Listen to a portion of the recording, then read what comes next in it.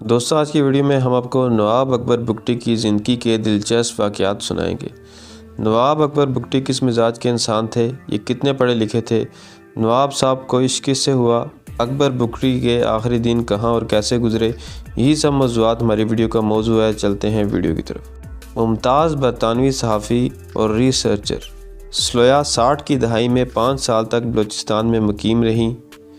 انہوں نے خاص کر ڈیرہ بگٹی میں خاصا وقت گزارا اور بگٹی قبیلے کے جوانوں کی حفاظت میں اس علاقے کا چپا چپا چھان مارا۔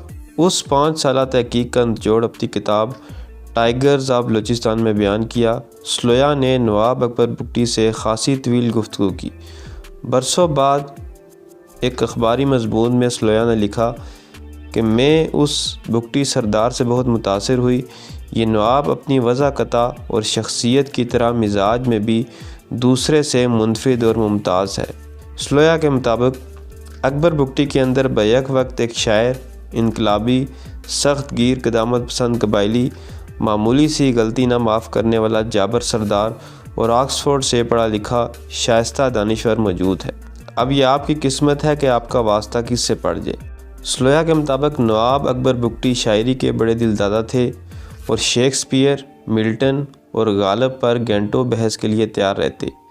ان کی لائبریری میں تاریخ، فلسفہ اور کلاسیکی لٹریچر پر ہزاروں کتابیں موجود تھیں۔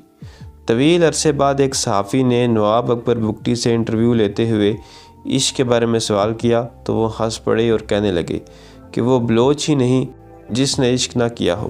جب ان سے پوچھا گیا کہ آپ نے بھی ویسا عشق کیا تو انہوں نے مسکراتے ہوئے تسلیم کیا کہ ان کا عشق محض عشق ہی رہا۔ تاہم ان کا کہنا تھا کہ عشق اگر حاصل ہو جائے تو پھر وہ عشق نہیں رہتا اور حصول عشق کے بعد آدمی اپنی عمر سے 5 سال بڑا محسوس کرنے لگتا ہے۔ اکبر بگٹی یقیناً ایک منفرد شخصیت کے حامل تھے۔ ایک زمانے میں BBC کے لیے لکھنے والے حسن مجتبیٰ کا یہ کہنا تھا کہ انہوں نے خود اسی انتخابی مہم کے ایک جلسے میں اکبر بگٹی کو کہتے سنا کہ گہنوک، غیر بلوچوں کے لیے توہین آمیز لفظ کہ سر کی قیمت کیا ہے، گہنوک کا خون بہا کالے گدھ کی پیٹھ پر رکھی ہوئی جو کہ ایک بوری ہے۔ جب بلوچستان میں نیب کی حکومت قائم ہوئی تو نواب اکبر بگٹی اس کا حصہ نہ تھے۔ بعد میں انہوں نے ایک انٹرویو میں بتایا، انتخابات کے بعد نیب کی پارلیمانی پارٹی کے ایک اجلاس میں شریک ہوا۔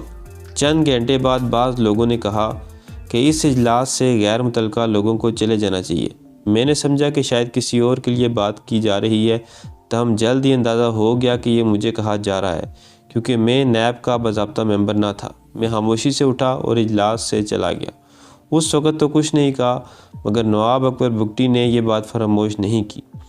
14 فروری 1973 میں ذوالفقار علی بھٹو نے نیب کی صوبائی حکومت برطرف کر دی اور گورنر میر غوث بخش بزنجو نے استعفیٰ دے دیا تو بھٹو صاحب نے اکبر بگٹی کو گورنر بننے کی پیشکش کی جو نواب بگٹی نے قبول کر لی۔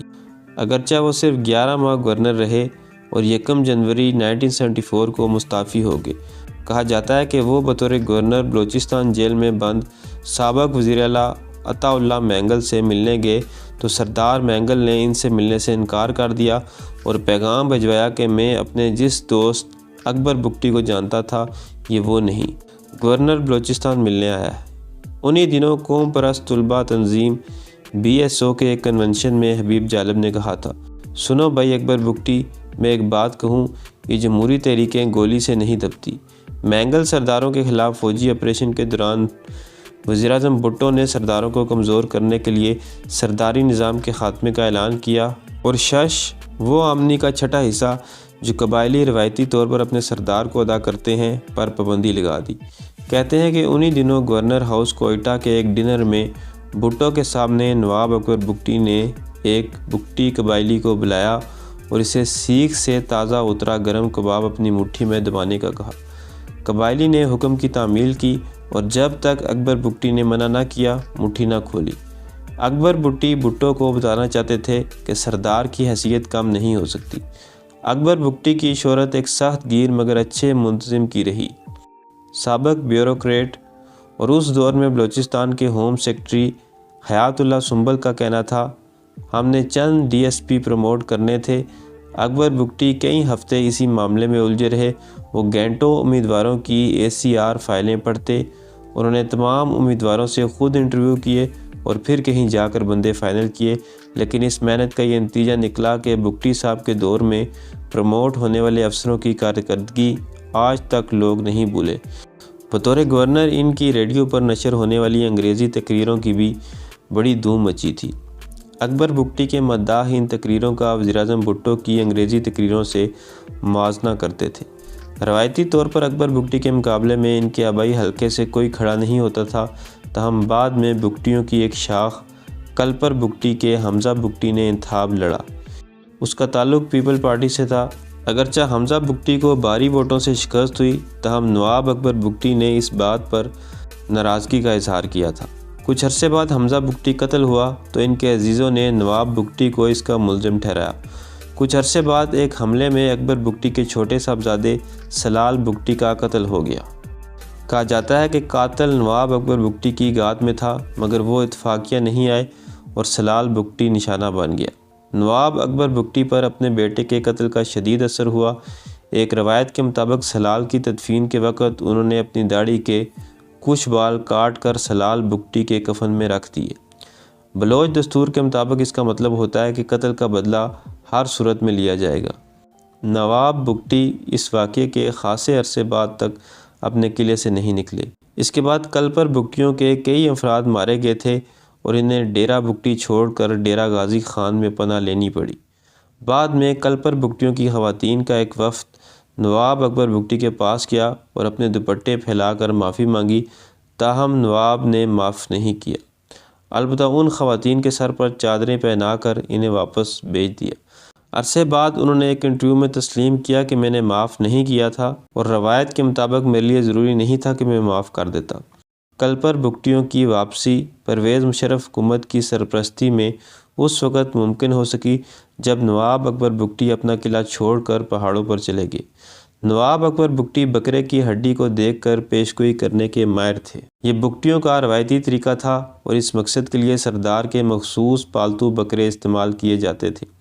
اپنی موت سے چند ماہ قبل انہوں نے ایک غیر ملکی چینل کے رپورٹر کے سامنے دعوت کے بعد بکرے کے شانے کی ہڈی دیکھی اور پیشگوئی کی کہ مستقبل بڑا تاریک نظر آ رہا ہے اور چاروں طرف سے خود کو گرا ہوا دیکھ رہا ہوں۔